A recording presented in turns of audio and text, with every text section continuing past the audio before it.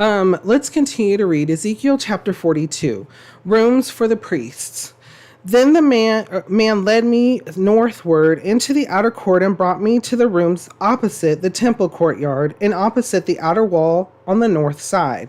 The building whose door faced north was 100 cubits long and 50 cubits wide, both in the section 20 cubits from the inner court and in the section opposite the pavement of the outer court. Gallery faced gallery at the three levels. In front of the rooms was an inner passageway 10 cubits wide and 100 cubits long. These doors were on the north.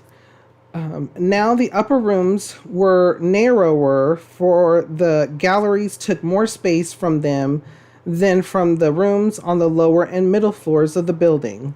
The rooms on the third floor had no pillars, as the courts had, so they were smaller in floor space than those on the lower and middle floors.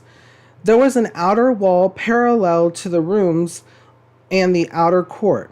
It extended in front of the rooms for 50 cubits, while the row of rooms on the side next to the outer court was 50 cubits long.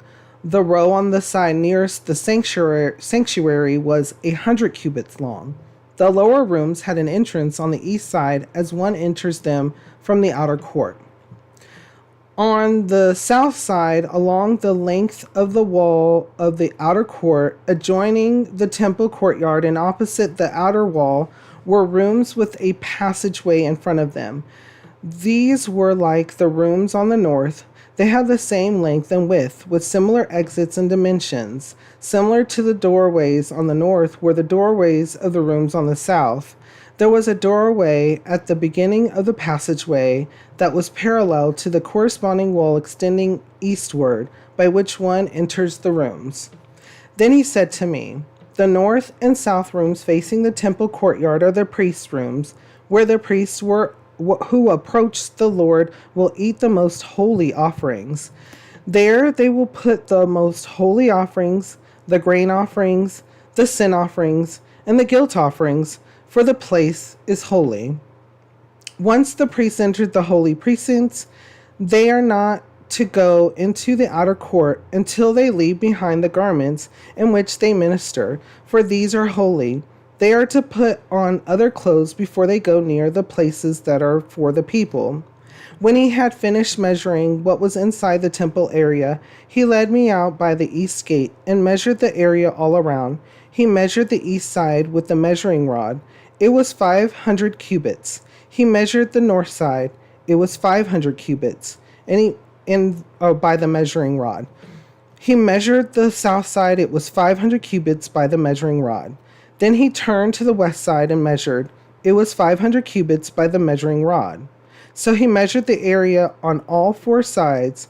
It had a wall around it, 500 cubits long and 500 cubits wide, to separate the holy from the common. Okay, so there was a lot here too. In fact, there was a verse in here that's somewhat known, but there is a lot in here that is being shown to Ezekiel and being told by us. So some scholars and preachers and such believe that the way the temple is, it's like, think of a square, a very large square, and then a little bit smaller square on top of it, and then a little bit smaller square on top of that. Kind of almost like in a pyramid shape.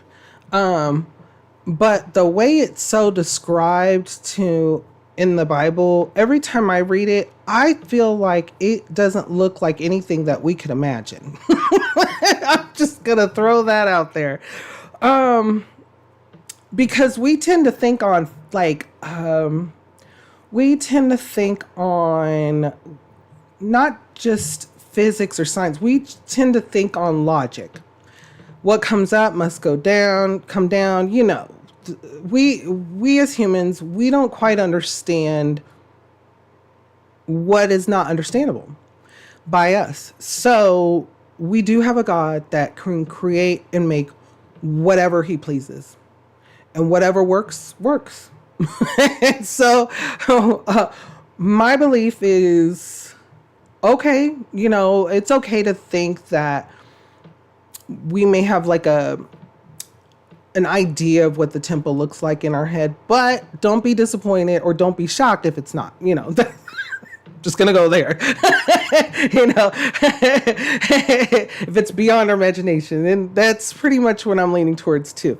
So also with that being said, there is a little bit of an argument about, like a biblical kind of argument as to what he's being shown and why. So this temple is a temple in heaven that will come down. When it comes down, it'll be described in the New Testament. So there'll be more to come on this, but I'm just gonna give you just a little brief information here and there. So it's undetermined, and necessarily it could be during the 1,000-year reign, or it could be when after the after that what do you call it, the after the 1,000-year reign, when something happens, and then so it's a little bit uncertain, because these are prophecies. These are still prophecies that some of them have not happened just yet. And that's okay, because it's a prophecy. The Bible, these people are being utilized to speak to. And every time I read it, man, sometimes I'm like, when I'm reading the Holy Word, I'm like reading it. I'm like, is this person talking to me? Like, is this about this situation right now? Like how did it, how what? Like how do they know? Like, and of course. And so, but take the information, read it, and when you're reading these measurements, when you're reading these descriptions, because it's all about the details, think about it in your mind. See what pops up. See what it's guiding you to. What's the importance of this knowledge, of this information? And for me, it's because there's a reason. There's a reason for everything. And the Lord is just, the Lord is holy, and the Lord is full of love. And so I'm excited. This is already awesomeness. And he already is going to tell us, including in the New Testament, that he is building a place for us. So why can't it be magnificent? Why can't it be beyond our imagination? Exactly. So, and that's another thing. Hope and things that go beyond our imagination, bringing past to present. The Lord, when we seek him, when we live by his guidance, he just fills us with so much blessings that it's beyond our imagination. Our cup truly does overflow. And so think about that in your life, the times where things have went beyond your expectations, and you could never have imagined that thing to happen, or whatever to happen. What kind of thoughts or feelings come to your mind when we read over this? How does it make you feel, and what does it make you think?